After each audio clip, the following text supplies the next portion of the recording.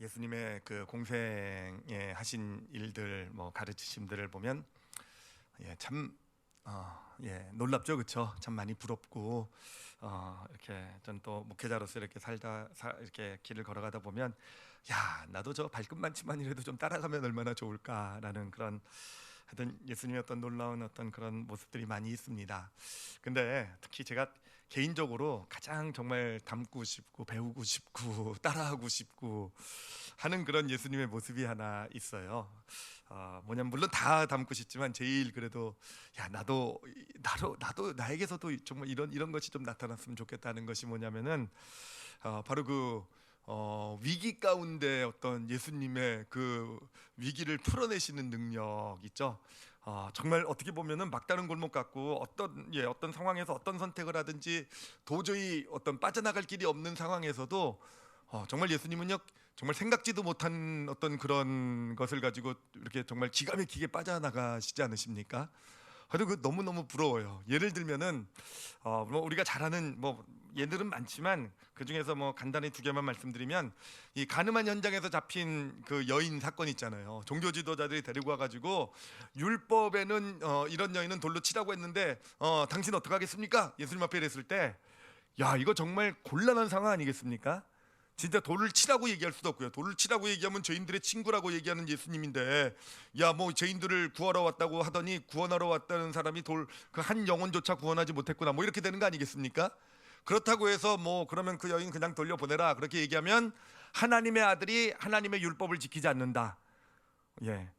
저희는 답을 알고 있기 때문에 그냥 그랬겠구나 그냥 건성건성 듣지만 그 현장 가운데 딱 이렇게 우리가 있었다고 한다면 정말 야, 이거 어떻게 되나, 이거 예수님도 이제는 정말 야, 이건 정말 이 종교 지도자들의 함정에 빠졌다, 이랬을 것 같아요, 그렇죠? 야, 근데 예수님께서 그때 그런 말씀을 하실지 누가 알았겠습니까? 죄 없는 자가 먼저 돌로 치라고. 와, 정말 그런 얘기를 하셔가지고는 정말 그 여인에게 돌을 던질 사람들이 다 없어져 버렸잖아요, 그렇죠? 다 없어져 버리고, 그래서 여인을 살릴 수 있었던 이 문제를 풀어내신 정말 대단하지 않습니까? 정말, 예. 그런가 하면 진짜 또 감탄이 되는 사건은요, 그 세금 사건입니다. 세금. 그 당시 그 이스라엘은 로마 식민지였고 이제 사람들은 로마에 세금을 내야 되잖아요, 그렇죠? 근데 문제가 뭐냐면은 이 세금 내는 것 자체가 아니라 이 로마 황제가 어느 날 갑자기 자기를 신으로 선포해 버렸어요. 내가 신이다라고 선포를 해버리니까, 자, 그러면은 그 세금을 그 로마 황제에게 드리게 되는 건데, 그 로마 황제는 신이에요, 그렇죠? 그럼 세금을 드리는 문제가 뭐가 돼 버립니까? 우상에게 제물을 드리는 우상 숭배가 된단 말이에요. 자, 이 문제를 가지고 이제 이 종교 지도자들이 또 예수님을 함정에다 이제 빠뜨린 거죠. 어떻게 해야 됩니까? 세금을 바쳐야 됩니까? 가이사에게 세금을 바쳐야 됩니까? 말아야 됩니까? 야, 이것도 진짜 곤란한 상황이죠. 바치라고 얘기하면은 어떻게 하나님의 백성으로 하여금 우상 숭배를 하게 할 수 있습니까? 라고 그렇게 따질 거고요. 만약에 바치지 말라 그러면은요, 정말 기다렸던 대답이죠, 그렇죠? 야, 이 식민지에서 세금을 바치지 말라 그러면 저 같으면 쪼로록 달려가가지고 로마 관리들에게 이렇게 찔렀겠죠, 그렇죠? 저 사람이 세금 바치지 말래요, 이렇게. 하여튼 정말 어떻게 해볼 수 없는 상황에서 정말 대단하지 않습니까? 어떻게 거기서 그 로마 동전을 생각해낼 수 있어서 딱 동전을 가져오라고, 누구 얼굴이 여기 있느냐 그랬더니 가이사 황제의 얼굴입니다 그랬더니, 가이사의 것은 가이사에게, 하나님의 것은 하나님에게 드려라. 끝장이죠, 그렇죠? 와, 정말 하여튼 이 예수님은요, 정말 어떤 이런 선택의 상황, 어떤 것을 선택해도 사실은 정말 어떤 문제가 있고 아픔이 있을 수 있고 어떤 이렇게 어떻게 해볼 수 없는 그런 선택의 상황에서 정말 예수님은요, 늘 소위 말하면 제3의 길을 열어가신 분이세요. 아무도 생각하지 못했던 제3의 길을 열어가게 되고, 그것을 통해서 그런 문제들을 풀어내시는 바로 이런 예수님, 바로 이것을 지혜라고 말할 수 있지 않을까 생각을 해요. 예수님께서 우리에게 나타내 보여주신 어떤 지혜다 라고 우리가 말할 수 있을 것이고요. 바로 오늘은 이 예수님의 이 지혜에 대해서 좀 함께 같이 생각을 해보려고 합니다. 자, 이 지혜에 대해서 나누기 위해서 먼저 이 지혜하고 좀 비슷한 단어가 하나 있죠, 그렇죠? 늘 짝으로 같이 나오는 단어. 저도 기도할 때마다 하나님께 구하는 게 이 지혜만 구하는 것이 아니라 능력도 구하고요, 또 하나 구하는 게 있어요. 뭡니까? 지혜와 지식, 그렇죠? 이 지혜와 지식, 이 지식과 지혜의 차이를 먼저 좀 구분을 좀 해보도록 할게요. 지식이라는 것은요, 지식이라는 것은 어떻게 보면 객관적인 것이라고 말할 수 있을 것 같아요. 뭔가 정보죠, 그렇죠? 정보의 양이라든지 어떤 사실들 같은 어떤 객관적으로 이렇게 평가될 수 있는 어떤 그러한 것들, 그러니까 우리가 그 지식을 어느 정도 분량을 가지고 있다라고 말할 수 있는 어떤 정보나 어떤 그런 사실의 어떤 분량이 지식이다라고 말할 수 있을 것 같아요, 그렇죠? 그리고 이 지식을 많이 가지고 있거나 아주 지식을 잘 사용할 수 있을 때 그것이 그 사람은요 실력이 있다라고 얘기할 수 있겠죠, 그렇죠? 어떤 세상에 실력이 있는 사람들이라고 말할 수 있을 거예요. 이게 지식이라고 한다면은 지혜는요, 지혜는 좀 더 주관적인 것 같아요. 주관적인 거. 지식처럼 이렇게 딱딱딱딱 정해져 있기보다는 뭔가 개인마다 좀 차이가 있게 나타나는데, 이 지혜라는 것은 뭐냐면은 바로 이 지식을 활용하는 능력이 지혜가 아니겠습니까? 뭔가 특히 어떤 그런 문제나 갈등, 어려움들이 있을 때 어떤 선택의 순간 가운데 어떤 그것을 잘 풀어낼 수 있는 능력이 바로 지혜다라고 말씀드릴 수 있을 거예요. 자, 지식과 지혜의 어떤 차이를 아시겠죠, 그렇죠? 지식, 객관적인 어떤 정보, 사실, 실력들을 말하고요. 지혜는요, 그 지식을 적절하게 어떤 이렇게 사용할 수 있는 어떤 그런 능력, 지혜라고 말할 수 있을 겁니다. 자, 이거를 이 지식과 지혜의 개념을요, 예수님에게 한번 적용을 해볼게요. 이 두 가지 사건에 한번 적용을 해보도록 할게요. 자, 먼저 가늠한 현장에서 잡힌 여인의 사건을 보면은 이 종교 지도자들이 예수님에게 딱 제시한 것은 지식이라고 말할 수 있을 거예요, 그렇죠? 두 가지 지식을 제시를 한 거라고 볼 수 있을 거예요, 그 상황이요. 첫 번째는 바로 이 가늠한 이런 여인은 하나님의 율법에 돌로 쳐라라고 되어 있죠, 그렇죠? 그것도 하나의 지식이에요, 그렇죠? 하나님 말씀에 대한 지식이라고 말할 수 있을 것이고요. 그 다음에 또 하나는요, 어떤 사람들에게 알려진 지식이죠. 예수님은 죄인들의 친구다라는 거, 그렇죠? 이런 지식이에요. 근데 이 상황을 보니까 결국 이 두 가지 지식이 지금 갈등 상황에 놓이게 되는 거잖아요. 두 가지 지식이 어떤 서로 갈등 상황에서 어떤 서로 양립하지 못하는 어떤, 그렇기 때문에 어느 쪽을 택하든 어떤 다른 한쪽이 어떤 희생을 당해야 되는 이런 상황이 지금 갈등의 상황인 거죠, 그렇죠? 이런 상황이 선택의 상황이잖아요, 그렇죠? 이렇게 두 가지 지식이 지금 갈등을 이루고 있는 상황 가운데서 이제 예수님께서 답하신 것이 뭐냐면은 죄 없는 자가 먼저 돌로 치라라고 이렇게 답을 하셨단 말이에요. 바로 그게 지혜라는 거죠. 이 갈등하고 있는 두 지식을 가지고 이 갈등에서 어느 것을 선택하는 것이 아니라 두 개를 융합해서 거기에서 새로운 어떤 이 두 개가 융합돼서 선을 만들어낼 수 있는 어떤 길을 열어주신 거잖아요, 그렇죠? 이게 바로 예수님이 행하신 어떤 나타내 보여주신 지혜다라고 말씀드릴 수 있을 거예요. 이 세금의 문제도요, 보면은 이 갈등 상황, 이 선택의 갈등 상황은요, 늘 이렇게 지식들이 서로 부딪히는 상황이더라고요. 로마 황제에게 세금을 바치는 것이 우상 숭배가 된다라는 지식과 그리고 또 하나는 뭡니까? 결국은 세금을 내지 않으면은 로마의 반역자가 된다라는 거, 범법자가 된다라는 거. 지금 이 두 가지 지식이 충돌하고 있는 상황이잖아요, 그렇죠? 그 지식 두 가지 충돌되는 지식을 가지고 지금 예수님 앞에 딱 이 종교 지도자들이 딱 제시하면서 함정에 빠졌다, 뭐 이렇게 지금 얘기하고 있는 거잖아요, 그렇죠? 근데 예수님의 지혜는 어떻게 나타나게 됩니까? 그 서로 충돌하는 지식 중에서 하나를 택하는 것이 아니라, 더 맞고 더 옳은 걸 택하는 것이 아니라, 이 두 가지 지식을 융합해서 그 안에서 새로운 제3의 길을 찾아내시잖아요, 그렇죠? 제3의 길을 찾아내시고 그것이 이 두 가지 문제를 해결해내는, 극복해내는 그 길이 되시는 거 아니겠습니까? 이게 바로 예수님의 지혜라는 거. 자, 그러면 우리가 이 예수님의 모습에서 바로 이 지혜라는 게 어떤 것인지, 이 지혜의 핵심을 발견해낼 수가 있죠. 바로 이 지혜의 핵심이라는 것은 뭐냐면은 선택의 상황 가운데서, 특히 선택의 상황은 어떤 두 가지나 또 그 이상의 지식이 부딪혀 가지고 갈등과 어떤 문제를 일으키는 상황인 거죠, 그렇죠? 그런 상황 가운데서 제3의 길을 찾아내는 게 지혜다라고 볼 수 있을 거예요. 그렇죠? 어떤 서로 대립되는 어떤 지식들 가운데서, 서로 충돌하는 지식들 가운데서 제3의 길, 다른 사람은 생각하지 못했던 어떤 그런 제3의 길을, 이 문제를 풀어낼 수 있는 제3의 길을 찾아내는 게 지혜다라고 말씀드릴 수 있습니다. 자, 여기까지는 다 이제 동의가 되셨죠, 그렇죠? 자, 근데 여러분, 이 지혜가 우리 삶에 정말 필요해요. 이 필요한데 왜냐하면요, 조금만 생각해 보면 우리가 너무 잘 알 수 있는데 뭐냐면은, 여러분, 우리 삶이라는 것은 결국은 선택의 연속이죠, 그렇죠? 그러니까 우리의 삶, 지금 내 삶의 모습이라는 것은 이제까지 내가 살아오면서 했던 선택들에 의해서 지금 내 모습이 결정되어져 있는 거 아니겠습니까? 그렇잖아요. 어떤 삶을 살아오면서 우리는 계속적인 하여튼 크고 작은 선택들이 있는 것이고, 결국 선택 중에서 뭐 A, B나 A, B, C나 뭐 이런 선택들 가운데서 내가 B를 택하고 A를 택하고 이렇게 어떤 내 선택을 만들어 온 거에 따라서 지금 나의 삶의 모습이 되었다라고 말할 수 있는 것이고요, 그렇죠? 자, 그렇다고 한다면은 내 미래의 삶의 모습도 어떻게 되겠습니까? 내게 앞으로 계속 선택은 있을 것이고, 내가 그 선택에서 어떤 선택을 하느냐에 따라서 내 미래의 삶의 모습도 결정이 될 거라는 겁니다.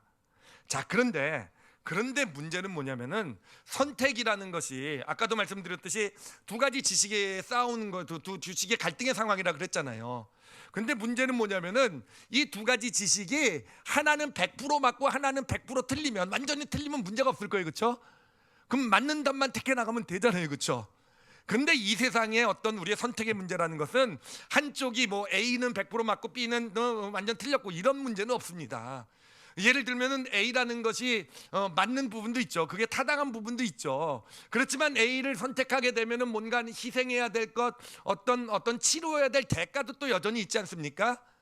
그러면은 그 치료해야 할 대가나 뭐 어떤 희생을 하지 않기 위해서 B를 선택할까라고 하면은, 마찬가지로 B를 선택함으로써 뭔가 그런 대가는 치르지 않아도 될지 모르지만, 그로 인해서 A를 선택하지 않음으로 인해서 또한 치료해야 될 대가, 희생들이 있는 거잖아요. 그러므로 우리가 어떤 삶을 살아가면서 아무리 우리는 어떤 그런 최선의 선택을 하고, 내가 볼 때 내게 놓인 선택 가운데서 이게 나에겐 더 맞는 것 같고, 이게 더 맞는, 그래도 더 이익인 것 같고, 이렇게 선택을 하는 삶을 살아가지만, 물론 잘못된 선택도 하지만 그게 꼭 잘못된 선택이 아니었다 한다 할지라도요, 나머지 선택하지 않는 어떤 그 길 때문에 결국은 우리가 치러야 될 대가, 어떤 그런 희생 같은 것이 우리 삶 가운데 쌓여가게 된다라는 겁니다. 그렇잖아요. 저도 제 삶을 돌아보면서 그래요. 우리 삶을 돌아보면서, 제 삶을 돌아보면서 정말 잘못된 선택 같지는 않지만 사실은 마음속에 가끔 의문은 들어요. 내가 그때 그런 선택을 안 하고 저쪽을 선택했다면 어떤 결과가 됐을까? 사실 그런 것 때문에 좀 아쉬움과 후회도 갖게 되고요. 그 얘기는 뭡니까? 결국은 이것을 선택하지 않음으로써, 내가 잘 선택했다고 생각해도 선택하지 않은 것에 의한 어떤 대가와 희생을, 지금 그 아픔을 제가 가지고 있는 거 아니겠습니까? 그러니까 우리의 삶의 모든 부분이 그런 거죠. 자녀를 양육할 때도요, 자녀 양육이 어려운 이유가 뭐겠습니까? 정답이 있으면 쉽겠죠, 그렇죠? 선택해야 되는데 얘를 공부를 시킬 거니까 놀릴 것인가, 이런 건 선택이 쉽죠, 그렇죠? 어찌됐든 그런 선택이 아니잖아요. 이게 정말 뭐 부부 관계도 마찬가지고요. 여러 가지 가정, 우리 또 사회에서의 삶, 어떤 신앙의 길도 마찬가지가 아니겠습니까? 우리는 늘 선택을 만들면서 이제까지 살아왔지만 또 앞으로도 선택을 하게 될 것이지만, 정말 이게 결국은 내 선택을 잘했다 한다 할지라도 정말 지금 내 삶의 어떤 아픔, 어떤 후회, 아쉬움 같은 걸 남기는 것은 결국 선택하지 못한 어떤 그런 희생해야만 됐던 어떤 그런 내게 있었던 선택들, 이런 것들이 결국은 한두 개가 아니잖아요. 우리 삶에는 계속 쌓여 온 것이고요. 앞으로도 우리에게 쌓여 가게 될 것이고요. 결국은 그것으로 인해서 우리 삶은 점점점 피폐하게 되는 겁니다. 점점점 후회나 아픔이 크게 쌓여 가게 되는 것이고, 하나하나로 봤을 땐 별거 아닌 것처럼 보였던 것이 일생의 그런 어떤 선택의 가운데서 선택하지 못했던 그런 일들로 인해서 우리 삶 가운데 어떤 안타까움, 후회, 어떤 그런 때로 그때는 괜찮았을지 모르겠는데 지나고 나서 보니까 나의 삶에 어떤 큰 고통을 주는 문제, 이런 것들이 우리에게 이렇게 나타나게 되는 거 아니겠습니까? 자, 그렇다고 한다면 정말 우리에게 필요한 것은 바로 예수님의 지혜예요, 그렇죠? 예수님의 지혜. 그래요. 이런 어떤 우리에게 늘 주어지는 어떤 선택의 길 가운데서 정말 우리는요, A나 B가 아닌 정말 그 안에서 제 3의 길을 찾아낼 수 있는 바로 그 지혜, 이 A와 B 어떤 하나를 선택함으로 인해서 겪는 아픔 이런 것이 아니라 그것을 융합해서 오히려 정말 이 모든 것을 선으로 축복으로 만들어 가시는 예수님 그러셨잖아요, 그렇죠? 그런 지혜가 우리에게 정말로 필요할 것입니다. 우리가 지금 다윗에 대해서 그 골리앗과의 싸움에 대해서 얘기하고 있는데 사실은 거기도 그 다윗도 마찬가지예요. 이 싸움도요. 보면은 여러분 그 골리앗이 이스라엘 군대 앞에 딱 등장을 했을 때요. 딱 등장을 했을 때 그 이스라엘 그 군대 앞에 놓인 선택은요. 딱 두 가지였어요. 두 가지였죠. 첫 번째는요. 골리앗과 맞서 싸우는 겁니다. 그렇죠? 근데 그 길은 뻔하잖아요. 그 선택을 하게 되면은요, 그들이 가진 칼, 무기로서는 골리앗을 도저히 이길 길이 없죠, 그렇죠? 예, 맞서 싸워서 그냥 비참한 최후를 맞이하게 되는 것 하나의 선택이었고, 또 하나의 선택은 뭐였습니까? 또 하나의 어떤 그에게 있던 선택, 그들이 갖고 있었던 지식은요, 숨어 있는 거죠, 그렇죠? 어차피 뭐 싸움은 죽을 것, 좀 비굴하고 비참한다 한다 할지라도 뭐 이스라엘은 워낙 산이 높고 블레셋 군대들은 그 산에서 싸움을 잘 못하니까 그냥 산 위에 그 바위틈에 꼭꼭 숨어 있어요. 좀 너무 비참하죠, 비굴하죠, 그렇죠? 그래도 그 선택이 두 가지 선택이 그들에게 딱 놓여진 선택, 그들이 갖고 있었던 지식이에요. 결국은 그 사울 왕도 그렇고요, 이스라엘 그 군대도 그렇고 그 두 가지 선택 가운데서 정말 하나를 선택했던 것이고요. 그 선택이 뭐였습니까? 산 위에 숨어 있는 게 선택이었잖아요. 그 가운데서 정말 비굴하게 정말 그 블레셋 군대의 어떤 비웃음을 사며 그렇게 그냥 그 시간을 견뎌내야 되는, 그렇지만 그것밖에는 선택이 없었던, 그것밖에 선택을 할 수 없었던 것이 바로 바로 이 사울 왕과 그 이스라엘 군대의 현실 아니었겠습니까? 그런데 여러분, 다윗은요 이런 상황 가운데서 바로 제3의 길을 찾아냈다라는 거죠. 그 제3의 길이 뭐였습니까? 물맷돌이었다라는 거예요. 물맷돌. 그래요. 다른 어떤 무기를 가지고 골리앗을 이길 수는 없었지만 지난주에서도 나눴듯이 그 물맷돌이야말로 신의 한 수라고 그랬죠, 그렇죠? 다윗이래요. 이 골리앗이 철저히 다 무장을 했을 때 그냥 투구도 쓰고 그냥 비늘 갑옷 입고 막 이렇게 그냥 방패도 앞에 딱 세우고 있을 때 유일하게 그 골리앗을 물리칠 수 있는 그 약점이 바로 이마에 있었다고. 제가 어저께 오늘 말씀을 가지고 우리 아이들하고 가정 예배를 드렸는데 걔네들이 더 잘 알더라고요. 유일한 약점 그랬더니 이마요 딱 그러더라고요. 걔네들도 알긴 알아요. 하여튼 그 이마를 공략할 수 있는 어떤 그런 이 물맷돌이라는 거, 그 물맷돌을 선택한 것, 이 제3의 길을 선택한 이것이 바로 다윗의 지혜. 정말 그 상황을, 정말 A하고 B밖에 없었던, 선택밖에 없었던 그 상황을 타개해 나가고 오히려 그 상황을 축복으로 만들어 나간 그런 요소 아니겠습니까? 여기서 우리가 좀 봐야 될 것은 뭐냐면은, 정말 그러므로 중요한 것은요, 여러분, 물맷돌 자체가 중요한 게 아니라는 거예요. 물맷돌 자체가 중요한 게 아니라 물맷돌이라는 것을 그 순간에 선택해낼 수 있었던 다윗의 그 지혜가 중요하다는 겁니다. 어떻게 보면은 이 물맷돌은 아무것도 아닙니다. 물맷돌이라는 거 그랬잖아요. 이스라엘에서 어떻게 보면 가장 흔하게 보는 무기예요. 양치기들은 다 사용할 수 있는 무기고요. 그렇다고 해서 뭐 물맷돌을 사용하는 무기, 다윗이 뭐 너 가장 탁월했는가, 물맷돌 대회에 나가서 1등을 했는가 다윗이요. 뭐 다윗만큼 물맷돌을 정말 정확하게 한 방에 그냥 골리앗의 이마에 맞힐 수 있는 능력은 다윗밖에, 그 실력은 다윗밖에 없었는가? 여러분, 그러지도 않았을 거예요. 실제로 물맷돌이라는 것이요, 보면은 양치기들도 많이 썼고 실력도 좋았지만 물맷돌 군대도 있었어요. 이스라엘에요. 사사기를 보면은요, 베냐민 지파가 그 한 지파가 나머지 11지파랑 전쟁을 벌이는 그런 내용이 나와요. 근데 11지파가 얕보고 베냐민 지파를 공격을 했는데 11대 1이니까, 그렇죠? 11대 1이니까 얕보고 공격을 했는데 베냐민 지파를 이기질 못하는 거예요. 근데 왜 이기지 못했냐면은 이 베냐민 지파에 특수한 군대가 하나 있었어요.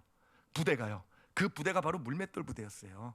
왼손잡이 물맷돌 부대. 얼마나 물맷돌을 잘 던지는지 11지파가 그 앞에서 꼼짝도 못했던 거예요. 그래요, 여러분, 사울왕 베냐민 지파예요, 그렇죠?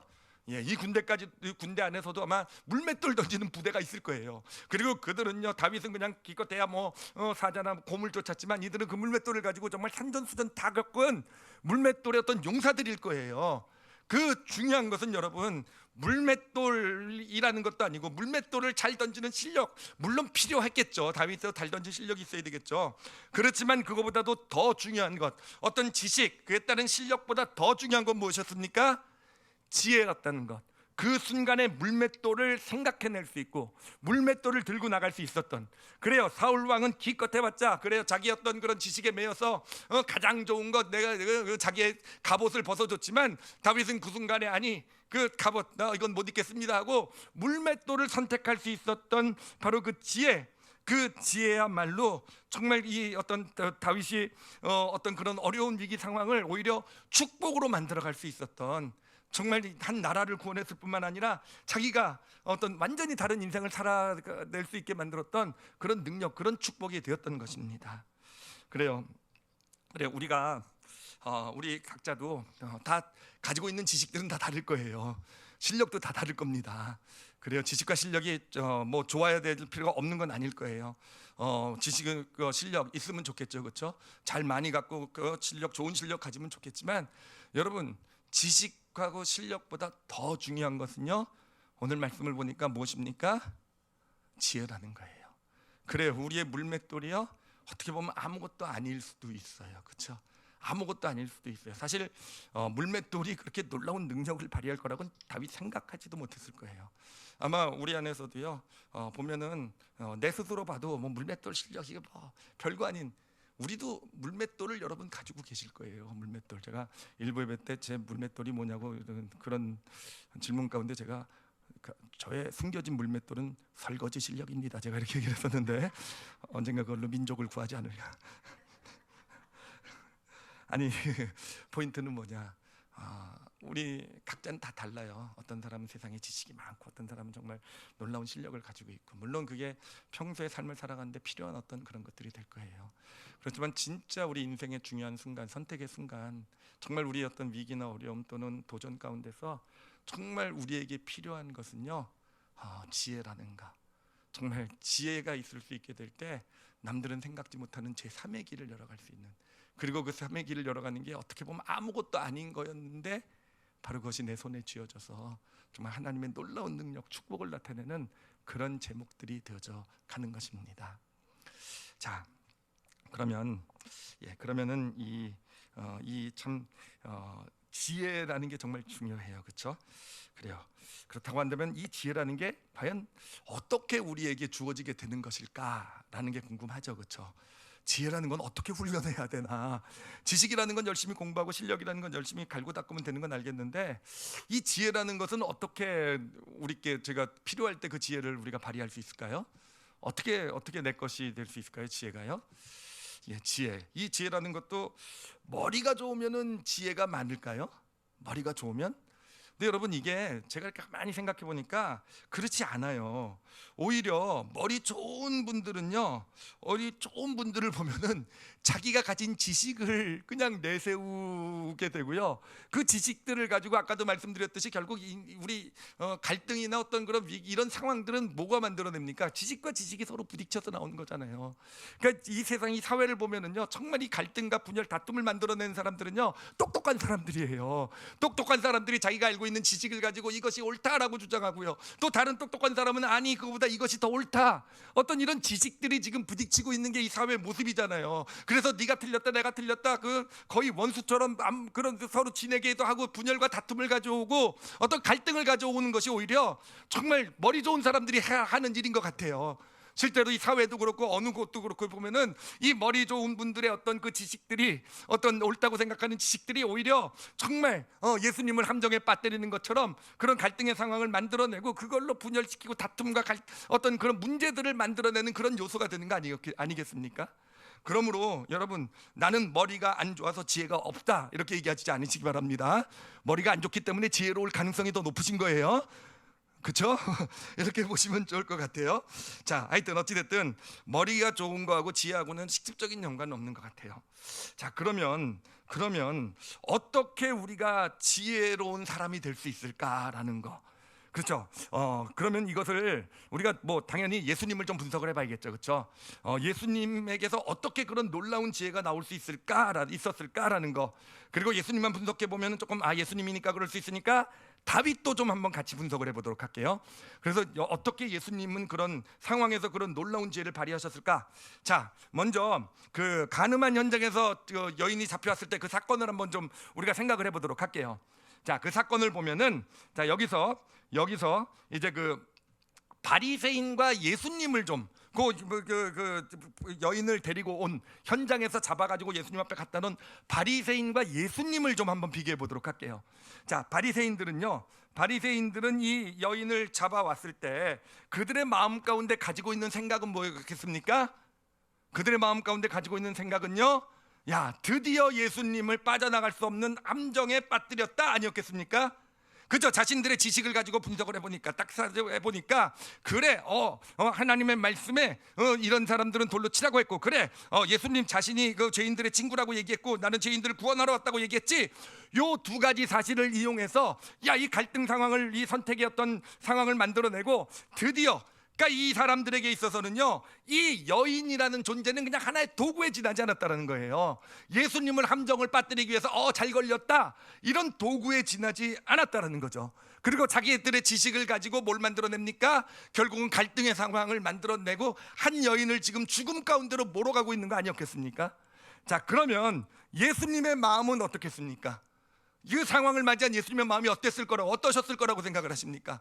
이 바리새인들의 딱 이런 상황을 만들어 놓은 것을 보고, 야, 쟤네들 기가 막힌 함정을 만들었구나, 내가 어떻게든지 이 함정을 내가 멋지게 빠져나가리라, 이게 예수님의 마음이셨을 것 같습니까? 어떻게든지, 야, 니네들이 날 무시해? 내가 그 정도 함정에 걸려갈 것 같아? 내가 이래봬도 예수야, 이 정도는 내가 그 정도 머리는 있지. 예수님이 그렇게 생각하셨을 것 같습니까? 아니에요. 정말 예수님께서는요, 그 상황에서 이게 함정이고 아니고 이게 이런 문제가 아니었어요. 정말 예수님의 마음을, 이 말씀을 묵상하면 묵상할수록 발견하는 것이 뭐냐면은, 정말 어떻게든지 이 여인을 살리시기를 원하시는 간절한 그 마음이 영혼 가운데 계셨다라는 거예요. 물론 하나님의 말씀이 이런 죄를 지은 사람은 돌로 치라고 얘기했지만, 여러분, 율법의 근본 정신이 뭡니까? 죽이라가는 게 율법의 근본 정신이 아니에요. 정말 율법의 근본 정신은 하나님이 어떻게든지 살리기를 원하시는 것, 어떻게든지 세우기를 원하시는 게 율법의 근본 정신이시잖아요. 예수님은 그런 마음을 가지고 어떻게든지 여인을, 하나님의 말씀의 뜻에 따라 이 여인을 살려야 되는 것이고, 그 가운데서 예수님께서는 보신 거예요. 이 여인이요, 이 과부였던 한 여인, 사실 이스라엘이라는 그런 사회에서 이 과부는요, 먹고 살 길이 없어요. 그렇기 때문에 율법에도 보면은 이 과부에 대한, 특히 고아와 과부에 대한 규정들이 너무너무 많이 있어요. 이들은 사회가 책임을 져야 된다는 거. 이 사회에서 먹고 살 길이 없으니 사회가, 그 한 공동체 마을이 이 여인의 생계를 책임져야 되는 거예요. 그런 어떤 그런 과부의 상황을 보시고, 그 아픔을 보시고, 그래요, 이 여인이 결국은 그 과부들이 가는 마지막 선택이 그 몸을 파는 일이더라고요. 그 몸을 파는 일로 갈 수밖에 없었던 그런 상황. 물론 몸을 파는 일하는 그런 정말 죄를 지었지만, 그 죄를 짓도록 그 놓아두었던 그 마을 사람들, 그 공동체의 사회의 어떤 그런 책임, 예수님의 마음에서는 이 여인을 바라보며, 정말 이 여인이 죄를 졌지만 이것은 이 여인만의 죄가 아니라 우리의 죄라는 거, 저 여인이 저렇게 살 수밖에 없도록 그냥 외면하고 놓아두었던 우리의 죄라는 거, 바로 거기서 예수님의 말씀이 나온 거예요. 죄 없는 자는 먼저 돌로 쳐라. 너희 중에 죄 없는 자. 이 여인을 지금 몸을 파는 죄를 졌다고 너희가 손가락질하는데, 이 여인이 그런 상황에까지 전락할 때까지 너희들은 뭐 했느냐? 같은 마을에 있으면서 그 여인을 알면서 너희들은 뭐 해봤느냐 이거예요. 그래요, 그 예수님의 그 마음, 너희들도 이 죄 함께한 것 아니냐? 죄 없는 자가 먼저 돌로 쳐라. 여러분, 이게 예수님의 지혜의 근본이었어요. 한 여인을 살리고자 하시는 그 간절한 마음 가운데서 그 놀라운 말씀, 죄 없는, 이게 머리가 좋아서 나온 말씀이 아니에요. 그 정말 이 영혼에 대한 그 마음이 가져다준 그런 놀라운 지혜가 되는 것입니다. 세금 사건도 이게 정말 보면은요, 이 세금의 문제도요, 이 종교 지도자들이요, 정말 나쁜 사람들이에요. 정말 나쁜 사람들인 게, 여러분, 그래요. 로마 왕자가 자기 신이라고 했으니까 이제 문제가 돼요. 신이라고 한 데부터 세금을 바치면 이게 우상 숭배가 되는가? 이게 문제가 된단 말이에요. 그렇죠? 근데 세금을 안 바치면 반역자가 되고요. 자, 근데 여러분, 이 종교 지도자들이요, 이 문제를 가지고 막 토론을 한단 말이에요. 세금을 바쳐야 되느냐 말아야 되느냐. 신이라고 했으니까, 황제가 신이라고 했으니까, 야, 우리가 세금 바치면 이건 우상 숭배가 된다. 우리 하나님을 믿는 민족이 어떻게 우상 숭배를 할 수 있냐. 이런 논쟁들이 지금 왔다 갔다 하고 있단 말이에요. 근데 여러분, 생각해 보세요. 지금 그런 논쟁을 하고 있는 이들의 마음 가운데 그 일반 국민들은 있었을까? 일반 백성들은 있었을까라는 거예요. 여러분, 이 논쟁을 하고 있는 종교 지도자들은요, 세금을 안 내는 사람들이에요. 그렇죠. 요즘은 우리 뭐 이렇게 이렇게 그 우리 목사 성직자들도 이렇게 세금을 내지만 우리도 원래는 안 냈었잖아요, 그렇죠? 그렇죠. 하여튼 그래요. 이 성직자들은 세금을 안 내요, 대대로 그 시대에도요. 그러니까 이들에게서는요, 이들은 이 세금을 내는 문제가요, 그들과는 그렇게 큰 상관이 없는 문제인 거예요. 예, 그냥 그들의 머리 이론에서 따지는 거죠. 신이라고 하고 세금 내면 우상숭배네, 우상숭배가 아닐까 이렇게 이게 논쟁하고 따지는 그들의 마음 가운데 정말 그 문제 때문에 고통할 수밖에 없는 그 백성은 없는 겁니다. 이스라엘 백성들이 정말 먹고 살아야기 위해서는 열심히 일해야 되는 이스라엘 백성. 근데 로마가 지배하고 있는 가운데서 일을 하고 나서 세금을 내지 않으면 어떻게 되겠습니까? 세금을 내지 않으면 일할 수 없잖아요, 그렇죠? 그 사회 번제자가 되잖아요, 그렇죠? 그렇다고 해서 세금을 내는데, 세금을 내는 그들을 향해서 뭡니까? 너희들은 그렇게 이 우상 숭배한다는 거. 그들도 하나님을 믿는 사람들이에요. 그런데 졸지에 우상 숭배자가 되어져 버리는 그러한 그들의 현실이잖아요. 그래요. 예수님께서 이런 상황 가운데서 가이사의 것은 가이사에게, 하나님의 것은 하나님께 돌리라라고 말씀하신 것은요, 함정을 빠져나가는 아주 기막힌 고한수가 아니에요. 정말 이거는요, 이 백성들에게 구원이 되는 말씀인 거예요. 정말 백성, 가이사의 것은 가이사에게 내라는 것. 그렇죠? 너희들 세금 내도 괜찮다라는 거예요. 그렇죠? 가이사의 것은 가이사에게 드리며 충실하게 살아가고, 그렇지만 하나님의 것, 너희들도 하나님의 백성이니 하나님의 것을 제대로 하나님께 드리는 그런 믿음의 길을 걸어가라라는 거. 여러분, 예수님으로부터 이런 놀라운 지혜가 나올 수 있는 그 비결은요, 지혜가 나올 수 있는 비결은 하나님이셔서도 아니고요, 뭔가 정말 머리가 워낙 뛰어나고 전지전능해서도 아니고요, 예수님의 마음, 그 상황 가운데서 그래요, 지식을 가지고 내 지식이 옳다, 네 지식이 옳다, 이 지식이 옳으냐 저 지식이 옳으냐, 그것을 가지고 어떤 양자택일의 상황을 만들어서 그것으로 갈등과 분열을 만들어 놓고 있는 이 세상 가운데서, 이 세상에 똑똑하다는 사람들 가운데서 예수님은요, 그래요, 사람들을 마음에 품으셨기 때문에 그런 거예요. 이웃을 마음에 품으셨기 때문에 그런 거예요. 그래요, 이 참된 지혜, 그 지혜는요, 어디서 나옵니까? 바로 이게 오늘 정말 저도 너무너무 하여튼 이번 주 깨닫고 은혜를 정말 많이 받고, 또 우리 성도들과 정말 나누고 싶었던 진리라고 말씀드릴 수 있어요. 진리라고, 이거는 변하지 않는 하나님의 법이에요. 우리의 참된 지혜는 어디서 나오냐면요, 바로 우리의 이웃을 마음에 품을 수 있을 때 우리에게서 참된 지혜가 나오게 되는 것입니다. 이것을 뒤집어서 얘기하면은, 아무리 많은 지식을 우리가 가지고 있고 아무리 많은 실력이, 정말 대단한 실력을 가지고 있단다 할지라도요, 그래요, 우리가 정말 어떤 우리 마음 가운데 그냥 어떤 문제 가운데, 특히 어떤 문제들이 생기게 될 때요, 우리 마음 가운데 내 것, 내 사정, 내가 여기서 손해 보지 말아야 되고, 내가 잘 보여야 되고, 내가 인정받아야 되고, 내가 중심이 되는 한 우리에게서요, 이 문제를 해결해낼 수 있는 지혜는 나타나지 않아요. 이런 지혜는 나타나지 않아요. 이런 지혜는 안 나타납니다. 언제 그런 지혜가 나타납니까? 정말 우리가 어떤 그런 힘들고 어려운 상황 가운데서도, 나도 힘들고 어렵지만 정말 이 상황에서 나에게 맡겨진 영혼들, 어떤 내 주변의 이웃들을 정말, 예수님이 그러셨잖아요. 그런 마음을 품고 우리가 그 이웃들을 바라볼 수 있을 때, 정말 이들을 어떻게든지 나로 인해서 정말 이들에게 내가 있는 것이 이들에게 축복이 되기를 원하는 어떤 그런 마음으로, 간절한 소원으로 서게 될 때, 바로 우리 안에서 정말 참다운 지혜가 나타나게 되는 것입니다. 우리가 다윗 때요, 보면은 마찬가지더라고요. 이 깨달음에 비추어 보면요, 여러분, 이 골리앗이 등장했을 때 사울 왕과 이스라엘 백성들은요, 왜 그렇게 아무 지혜도 발휘하지 못하고 두 가지 상황 가운데서 어쩔 수 없이 숨어 있는 길을 택하는 그런 모습밖에는 보일 수 없었을까? 왜 그렇겠습니까? 그들의 마음에는요, 나가 있었기 때문에, 나만이 있었기 때문에 그래요. 특히 사울 왕을 보면은요 더 그래요. 사울 왕은 골리앗이 딱 등장했을 때 그의 마음 가운데는 큰일 났다. 나 어떡하나. 예, 정말 이제까지 내가 싸워왔던 게 내가 만약에 나서서 지기라도 안 되면 다 잃어버릴 텐데 내 왕권 나 했기 때문에 사울 왕에게서는요 그 어떤 지혜도 그 상황을 이겨나갈 수 있는 지혜가 나타나지 않은 거예요. 그런데 다윗을 보면 다윗의 등장을 보면요 그 다윗이 이제 그 형들 도시락 배달을 택배를 하러 왔다 그랬잖아요, 그렇죠? 아버지 심부름으로 딱 왔을 때 골리앗이 이제 등장한 걸 보고 다윗이 품은 마음이요 아주 정확해요. 다윗이 막 분해해요. 막 분해하는데 왜 분해하는지 아십니까?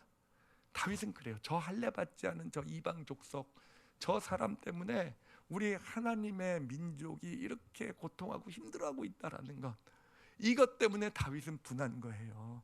어떻게 할례 받지 않은 저 족속이 우리 하나님의 백성인 우리를 이렇게 괴롭힐 수 있냐? 우리 그 백성들이 그것 때문에 고통하고 힘들어하고 있는 것.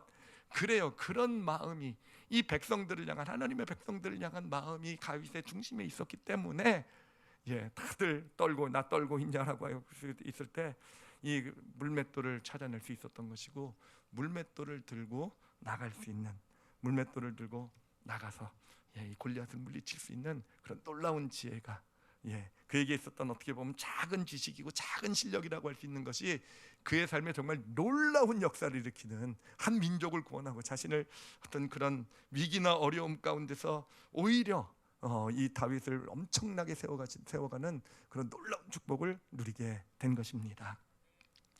제가 이 말씀을 이제 한 주 동안 묵상하고 이렇게 지내는데 이 말씀에 이렇게 비춰서 이제 자꾸 보게 돼요. 이 어떤 이렇게 주변을 보게 되는데 지난주에 어떤 한 뉴스를 보면서 정말 이 말씀이 이렇게 더 이렇게 좀 와닿더라고요.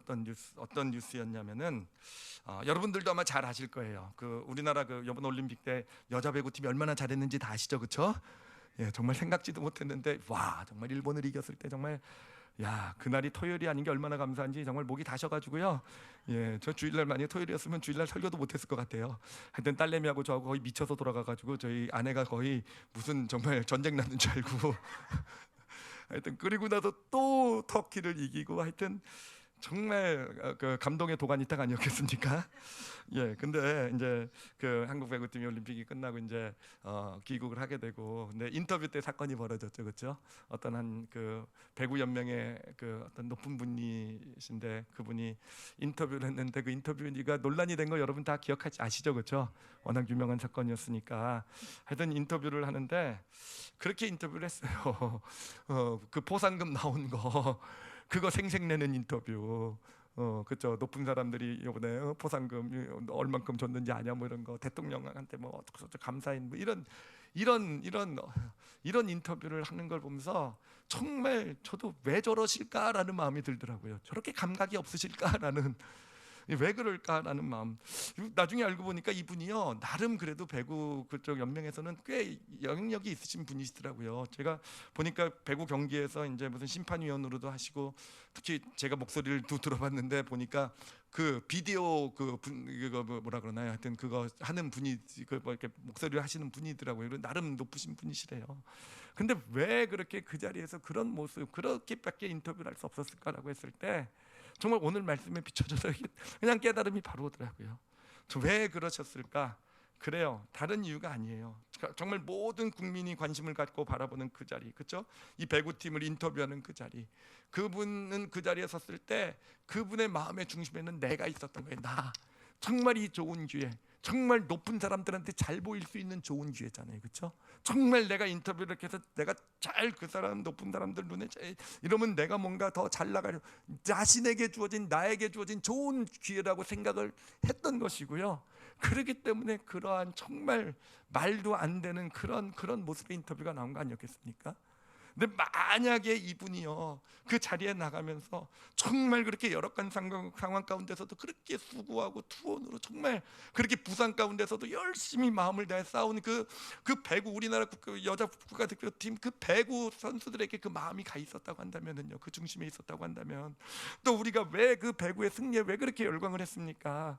정말 지금 코로나라고 하는 정말 너무도 힘들고 어려운 시기에 이 배구팀들이 보여준 어떤 그런 어떤 열정과 어떤 그 말도 말도 안 되는 게임을 이겨내는 그런 것에서 우리도 용기를 받고 힘을 받은 거잖아요. 그래서 열정은 어떤 그런 그렇게 그 열렬히 어떤 반응한 거잖아요. 정말 국민들의 그런 마음에 품을 수 있었다고 한다면은 인터뷰 내용은 저는 달라졌을 거라고 생각해요.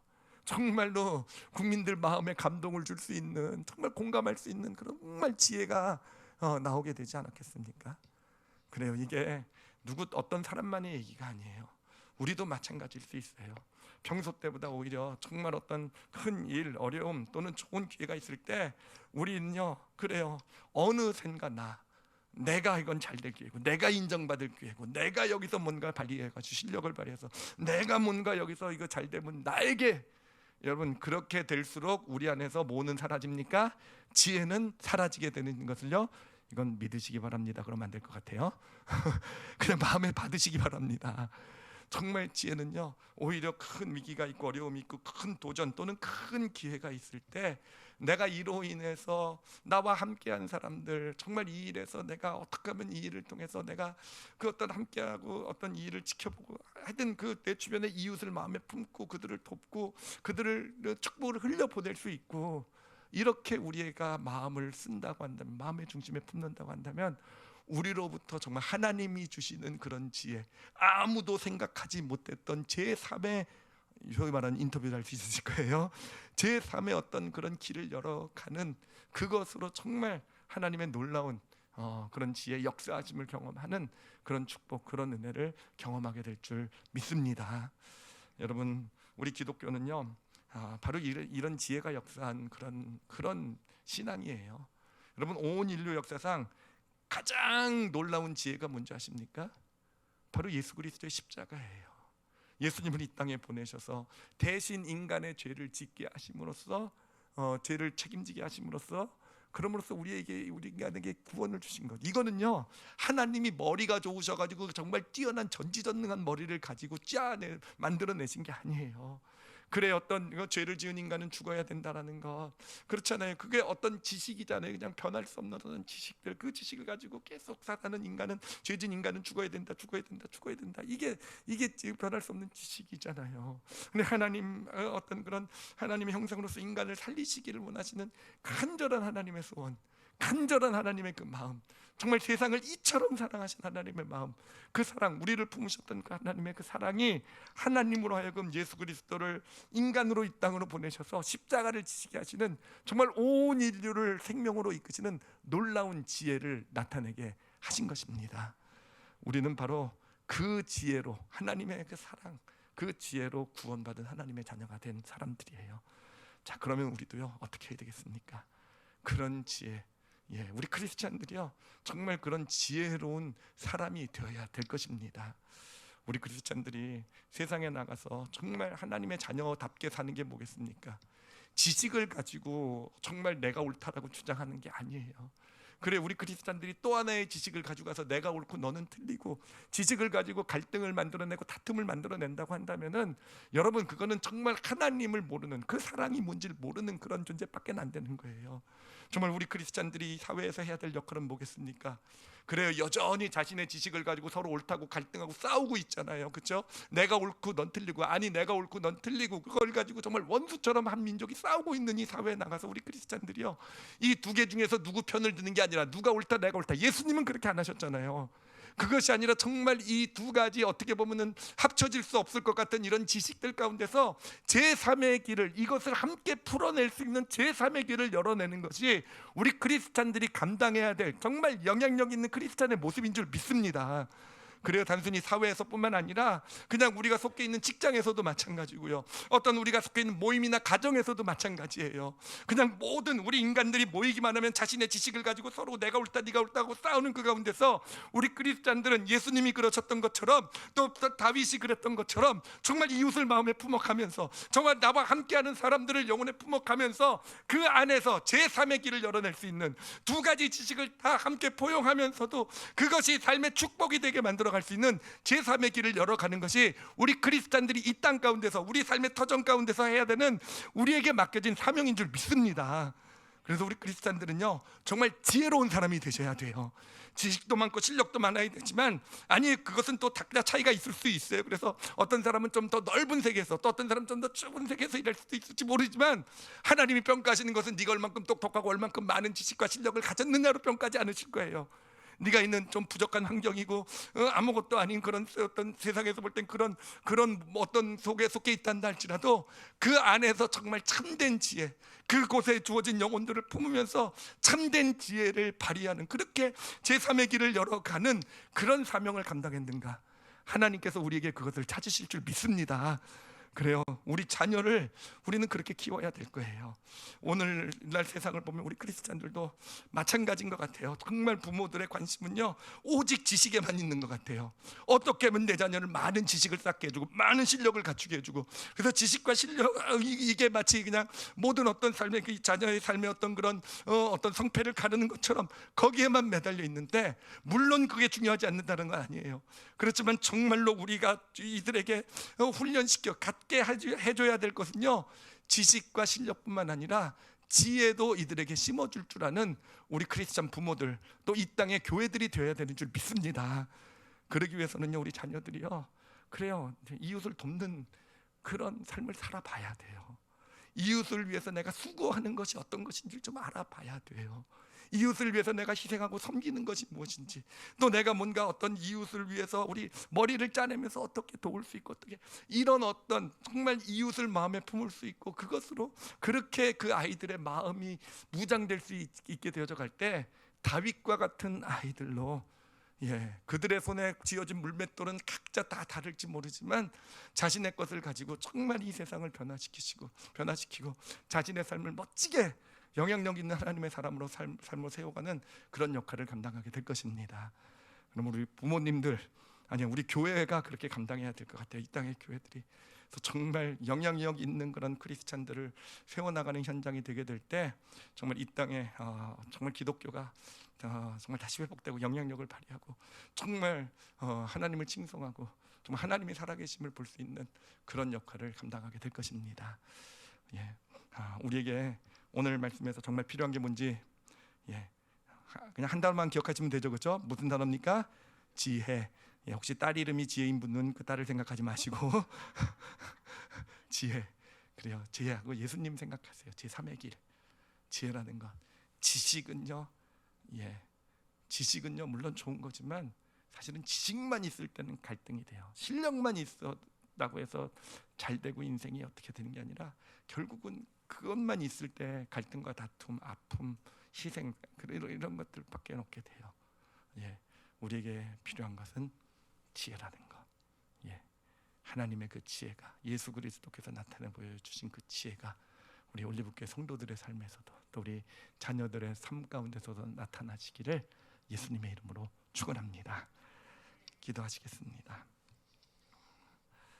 이 시간 기도하실 때요, 좀 마음에 새기셨으면 좋겠어요. 마음에 정말 오늘 말씀이요, 우리가 사실은 좀 듣고 잊어버리는 말씀이 되지 않았으면 정말로 좋겠고요. 정말 이 세상은요 너무 지식, 그냥 내가 옳고 넌 틀리고 옳고 그름만 따지고 있고요. 어느샌가 그 옳고 그름에 사람은, 내 이웃은 없어졌어요. 사실 원수도 사랑하라는 것이 예수님의 가르침인데, 원수를 사랑하라는 것이 뭐겠습니까? 모르겠어요. 제가 원수를 사랑할, 우리가 그런 걸 할 수 있을지 모르겠지만 최소한이요, 어떤 지식의 차이 때문에 상대방을 원수처럼 여기지 않을 수 있는 어떤 그런 믿음을 예수님께서 요구하고 계신 건 아닐까요? 근데 오늘날 크리스찬의 현실을 보면 참 마음이 아파요. 정말 이웃을 위해서 희생하고, 정말 이웃 때문에 마음 아파하면서, 가슴 아파하면서 무릎 꿇고, 그것 때문에 정말 투쟁하듯 그렇게 서고 있는가라고 하면 아닐지도 모르겠어요. 그냥 어떤 신념, 지식, 이렇게 옳고 그름을 떠나서 정말 우리에게 필요한 건 지혜라는 사실을 우리가 다시 다시 한번 좀 영혼에 이 시간 새기기를 원합니다. 그리고 이 시간 이렇게 좀 기도하세요. 지혜 있는 사람 되게 해달라고 그렇게 기도를 하세요. 지식에 매여서 종교 지도자들처럼 옳지요. 그들이 볼 땐 뭐 너무 하나님을 위해서죠. 다 그리고 맞아요. 돌로 쳐야죠. 죄 졌으니까. 맞아요. 그래요. 어떻게 그런 사람은 용납합니까? 어떻게 우상 숭배를 합니까? 아니죠. 그렇죠? 그런 신앙인이 아니라 정말 예수님처럼 한 영혼이라도 살리기를 원하면서 그렇게 정말 이 땅에 나에게 주어진 삶을 살아낼 줄 아는 그런 믿음의 사람이 되기를 그렇게 소원하셨으면 좋겠어요. 그래서 정말 다윗처럼 지혜로운 자가 되게 해주세요라고. 이제 알았죠. 우리가 다윗이 어떻게 이렇게 놀라운 역사를 경험할 수 있었는지. 실력이 좋아서 지식이 많아서가 아니고요, 지혜가 있어서요. 다윗처럼 지혜로운 하나님의 사람이 되게 해주세요라고요. 그리고 무엇보다도 정말 우리 자녀 세대들을 위해서 기도했으면 좋겠어요. 우리가 이 교회가 우리 자녀 세대를 지혜 있는 자들로 키워가게 해주세요라고. 세상은요, 지식만, 실력만, 학원 뭐 이런 데서 다 그것만 하잖아요. 이 교회는요, 정말 이웃을 사랑하고 섬기고 베풀고 나눌 줄 알고 그것을 위해서 마음을 쓸 줄 알고 서로 고민할 줄 아는 바로 그런 참 지혜를 아이들에게 심어주는 그런 현장이 되게 해주세요라고. 그렇게 자녀를 양육할 수 있는 부모가 되게 해주세요라고. 우리 오늘 말씀 가지고 함께 우리 통성으로 기도하시겠습니다. 하나님 아버지 감사합니다. 하나님 아버지 우리에게 깨닫게 해주신 것 감사하고, 하나님 깨달은 것이 이제는 우리 삶의 참된 지혜로 나타나는 그런 하나님의 축복을 저희들이 보게 하여 주시옵소서. 하나님, 우리 안에 있는 죄성은 자꾸 내 것 내가 인정받아야 되고 내가 잘 돼야 되고, 근데 하나님 당신의 진리는요, 아니 너를 통해서 이웃이, 너를 통해서 주변 사람들이 잘 되고 세워지고 인정받고. 하나님, 저희는 세상의 어떤 그런 말이 아니라 하나님의 진리를 따르기를 소원하며 기도합니다. 아버지, 참 지혜로운 하나님의 사람으로 우리 서는 우리 올리브교회 성도들 되게 하여 주시옵소서. 아버지, 특히 지금 어려운 상황 가운데 놓여 계신 분들을 계신 줄 압니다. 참 힘든 때 이렇게 할 수도 없고 저렇게 할 수도 없고, 참 막다른 골목 같고, 또 육신의 문제, 또 하는 일의 문제 가운데서 하나님, 우리 성도들에게, 그런 환경 가운데 있는 성도들에게 지혜를 주시기를 이 시간 간구합니다. 하나님, 우리 성도들의 마음 가운데 이웃을 품게 해주시고, 지금 힘들지만, 지금 어렵지만 그래도 함께하는 이웃을 품게 해주시고, 하나님, 그렇게 품으며 서가는 우리 성도들에게 예수 그리스도께서 보여주신 제3의 길을 열어가는 그런 놀라운 지혜가 다윗처럼 정말 어떻게 보면 아무것도 아닌 물맷돌, 이미 자신에게 주어진 그 물맷돌을 가지고 골리앗을 물리쳐 나가는 그런 정말 놀라운 능력 있는 복된 삶들을 살게 하여 주시옵소서. 아버지, 그리고 우리 말씀에서도 나누고 기도도 했습니다. 정말 소망하는 것은 하나님, 자신의 지식이 다인 양 살아가는 그런 하나님의 자녀들이 아니라, 하나님, 정말 갈등하고 지식을 가지고 자신의 실력을 가지고 자신이 똑똑하다고 그것을 가지고 분열하고 갈등을 만드는 이 세상, 정말 모든 영역이 다 그렇지 않습니까? 우리 하나님의 자녀들, 우리 자녀들이 그곳에 들어가서 하나님, 그들을 아버지 연합해내고 화합해내고 세기를 열어내고, 하나님, 그런 축복의 통로로서의 역할을 잘 감당해 나갈 수 있는 그런 지혜로운 자녀로 키워내는 우리 올리브교회와 우리 올리브교회 부모님들 되게 하여 주시옵소서. 아버지께 감사드리며 예수님 이름으로 기도드렸사옵나이다. 아멘. 아멘.